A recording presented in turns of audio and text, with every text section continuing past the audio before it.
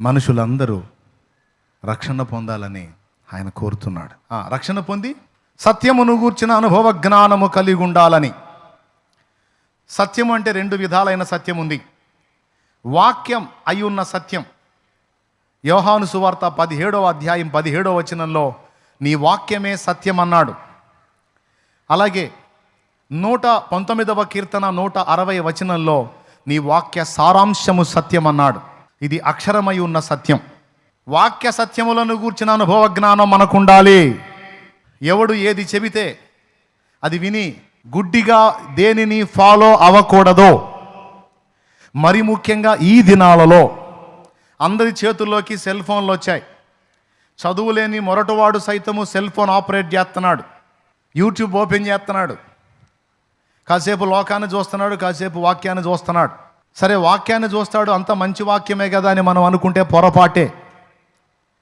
అన్ని ఆకులు పచ్చగానే ఉంటాయి, అన్ని ఆకులే కదా అని గొర్రెలు పోయి ఆమదపు ఆకులు తిన్నాయి అనుకో.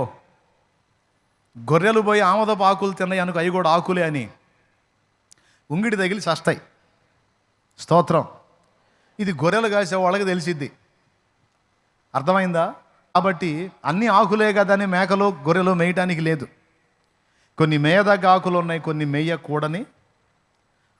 సంఘము దేవుడు గొర్రెలతో పోల్చాడు.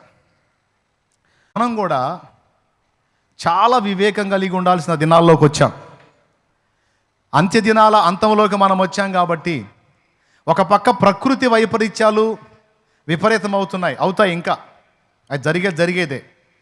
ఒక పక్క యుద్ధాలు విపరీతం అవుతున్నాయి, అది జరిగేదే.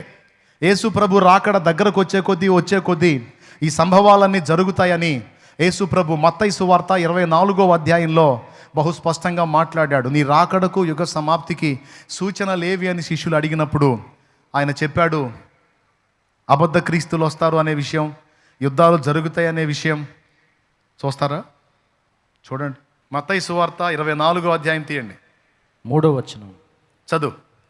ఆయన ఒలీవ కొండ మీద కూర్చుని ఉన్నప్పుడు శిష్యులు ఆయన యొద్దకు ఏకాంతముగా వచ్చి, ఇవి ఎప్పుడు జరుగును, నీ రాకడకును ఈ యుగ సమాప్తికిని సూచనలేవి మాతో చెప్పమనగా, యేసు వారితో ఇట్లనెను, ఎవడును మిమ్మల్ని మోసపరచకుండా చూచుకొనుడి. అనేకులు నా పేరిట వచ్చి నేనే క్రీస్తునని చెప్పి పలువురిని మోసపరచెదరు. మరియు మీరు యుద్ధములను గూర్చియు యుద్ధ సమాచారములను గూర్చి వినబోతురు. చూసారా? యుద్ధములను గూర్చి, యుద్ధ సమాచారాలను గూర్చి, మధ్యప్రాచ్యంలో జరుగుతున్న యుద్ధం కావచ్చు, రష్యా ఉక్రెయిన్ యుద్ధం కావచ్చు, మరికొన్ని చోట్ల అంతర్యుద్ధాలు కావచ్చు. మొత్తం మీద ఇప్పుడైతే ప్రపంచ పరిస్థితి అల్లకల్లోలంగానే ఉంది. ఇంకా ఉండే కొద్దీ ఇది తీవ్రతరం అయింది. యుద్ధాలు జరగవలసి ఉన్నాయి, ఆ సమాచారాలు మీకు వినబడతాయి కానీ అంత వెంటనే రాదన్నాడు. మొదటిది అబద్ధ క్రీస్తులు, రెండవది యుద్ధాలను గుర్చిన సమాచారం. ఉండే కొద్ది ఎక్కువే అవుతాయి కానీ తక్కువ మాత్రం కావు, గుర్తుపెట్టుకోండి. మూడవది, మీరు కలవరపడకుండా చూచుకొనుడి. ఇవి జరగవలసి ఉన్నవి కానీ అంతం వెంటనే రాదు. జనము మీదికి జనమును, రాజ్యం మీదికి రాజ్యమును లేచును. అది అక్కడక్కడ కరువులను, భూకంపములను కలుగును. చూడండి, అక్కడక్కడ కరువులు. కొన్ని దేశాల్లో అయితే కరువు విలయతాండవం చేస్తుంది. మీకు తెలుసా, ఈరోజు మనకి దేవుని కృపను బట్టి 3 పూట్ల ఏదైనా అన్నం దొరుకుతుంది మనకి. కానీ కొన్ని దేశాలలో పరిస్థితి ఎలా ఉందో తెలుసా? కొన్ని దేశాలలో, అందులో ఉన్న రాష్ట్రాలలో కొన్ని రాష్ట్రాల పరిస్థితి దారుణమైన స్థితిలో ఉంది. అది కూడా ఈరోజు యూట్యూబ్ ద్వారా అందరికీ అందుబాటులోకి వచ్చింది, ఇంటర్నెట్ ద్వారా. కొన్ని చోట్ల అయితే మనం తినే ఆహారం ప్రజలకు లేదు. ఘోరాతి ఘోరమైన కరువు సంక్షోభంలో అల్లాడిపోతూ ఉన్నారు. కరువులే కాదు, ప్రకృతి వైపరీత్యాలు.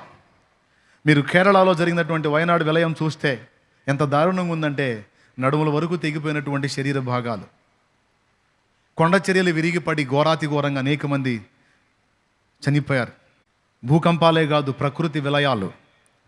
ఎందుకంటే అన్నిటి అంతంలోకి వచ్చేసాం. ఇక మనం చివరి ఘట్టంలోకి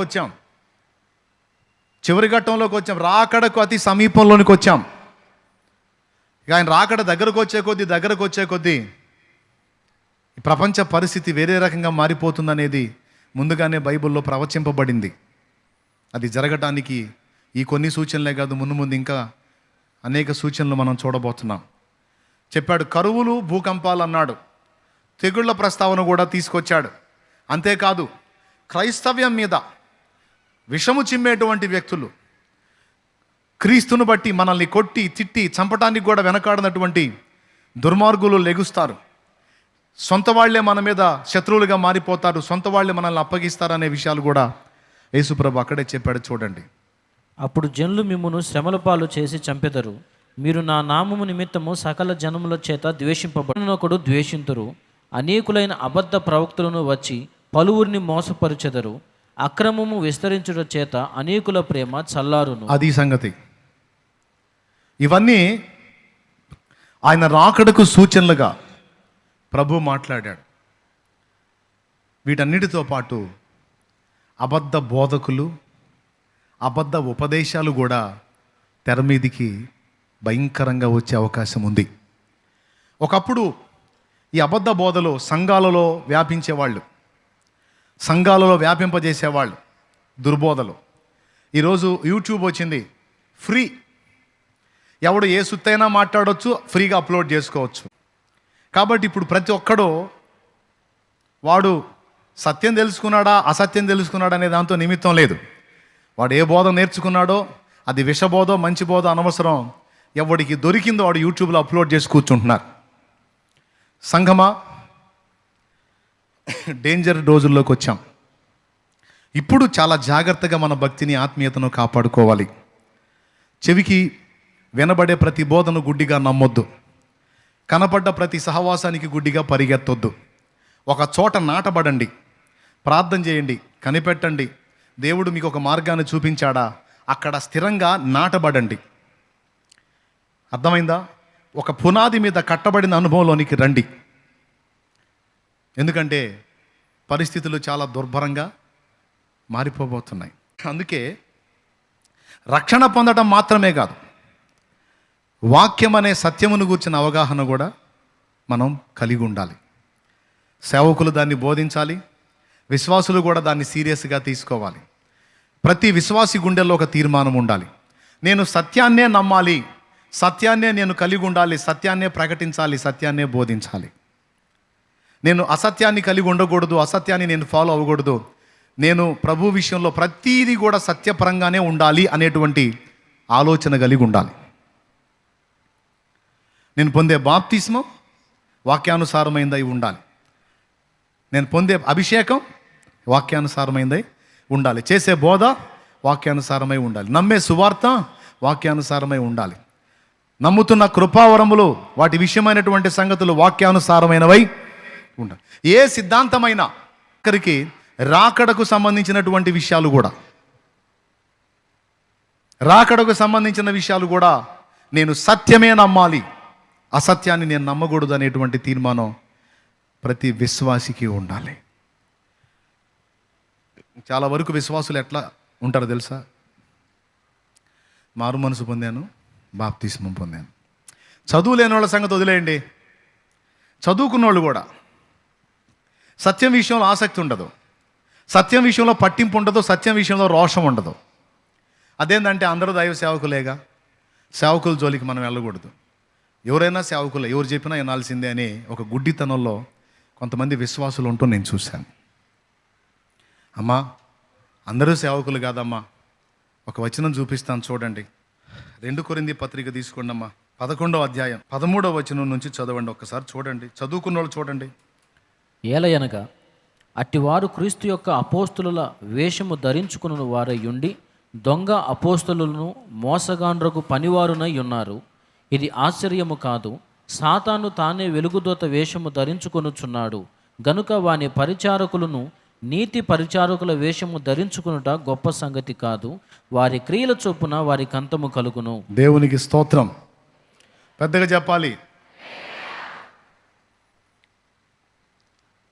ఇప్పుడు అపోస్తలులు కాదంట, అంటే పంపబడిన వాళ్ళు కాదు, దేవుని చేత. వీళ్ళు దయ్యం చేత పంపబడిన వాళ్ళు కొంతమంది ఉన్నారు. తాము అపోస్తలులు కాకయే అపోస్తలులు అని చెప్పుకొని సాతాను సమాజం. వీళ్ళు సంఘంలోనికి జొరబడ్డారు. సాతానే వెలుగుదోత వేషం ధరించుకొని నేను వెలుగు సంబంధిలా ఉన్నాను చూడండి అని మోసం చేస్తున్నప్పుడు వాని పరిచారకులు కూడా నీతి పరిచారకుల వేషం ధరించుకోవడం గొప్ప సంగతి కాదు, ఆశ్చర్యం కాదు. వీళ్ళు వస్తారు, మేము క్రైస్తవులమే అంటారు, కానీ వాక్యం ఒప్పుకోని సంగతులు అనేకములు చేసి చూపించి బోధించి సంఘాన్ని నాశనం చేయడానికి తోడేళ్లలాగా తయారవుతారు. మళ్ళా వాళ్ళు సత్య సంబంధుల్ని ద్వేషిస్తారు. సత్య సంబంధులు చేసే ఉపదేశం చేసే క్రియలు తప్పని తప్పు పడుతూ ఉంటారు. ఇంకా చెప్పాలంటే సత్య సంబంధుల కంటే వేళ్ల గలాలే ఎక్కువ గొడవ చేస్తుంటాయి. ఒక రకంగా చెప్పాలంటే వాళ్ళ మాటలు విన్నవాడు ఎవడైనా మోసపోవాల్సిందే, ఏర్పరచబడ్డోళ్ళు కూడా మోసపోవాల్సిందే. అంత ఆసక్తి ఉన్నట్టు, దేవుని కొరకు అంత పట్టుదల ఉన్నట్టు, అంత శ్రద్ధ ఉన్నట్టు వాళ్ళు వాళ్ళ మాటల్ని వ్యక్తం చేస్తారు. నిజంగా ఒరిజినల్ వాళ్ళకు కూడా ఉండదు ఈ నకిలీకున్న నాణ్యత. అంత బాగా వాళ్ళు జనములను మోసపుచ్చగలుగుతారు. ఈరోజు చాలామంది విశ్వాసులు, సరైన బోధలో పెంచబడినటువంటి విశ్వాసులందరూ అలాంటి వాళ్ళు కనెక్ట్ అయిపోయి భ్రష్టులైపోయేటువంటి పరిస్థితికి దిగజారిపోయారు. అందుకే సత్యమును గురించిన అనుభవ జ్ఞానం మనం కలిగి ఉండాలి. చదువుకున్న వాళ్ళందరూ కూడా వాక్య సారాంశ సత్యం మీద పట్టుగలిగి ఉండాలి, రోషం కలిగి ఉండాలి. దొంగలు ఎవరో గుర్తుపట్టగలిగి ఉండాలి, లేకపోతే దెబ్బతింటాం. మనమే కాదు, పాప అమాయకంగా ఉన్న విశ్వాసులు చాలామంది అందరూ ఈరోజు సెల్ ఫోన్లో వచ్చేవన్నీ చూస్తున్నారు, తేడా పడతారు. అందుకే మనం జాగ్రత్తగా ఉండి మన తోటి వారిని సాటి వారిని కూడా, ఇదిగో ఫలానా వ్యక్తి చేస్తున్న బోధ సత్య సంబంధమైన బోధ కాదు, అది విష సంబంధమైన బోధ, సాతాను సంబంధమైన బోధ, దాన్ని వినొద్దు అని మనం ఖండించాలి, హెచ్చరిక చేయాలి. ఇది దేవుని చిత్తమట. దాన్ని ఎరిగి మనం సిద్ధపడాలి, అనేకుల్ని సిద్ధపరచాలి. ఇది దేవుని చిత్తమట.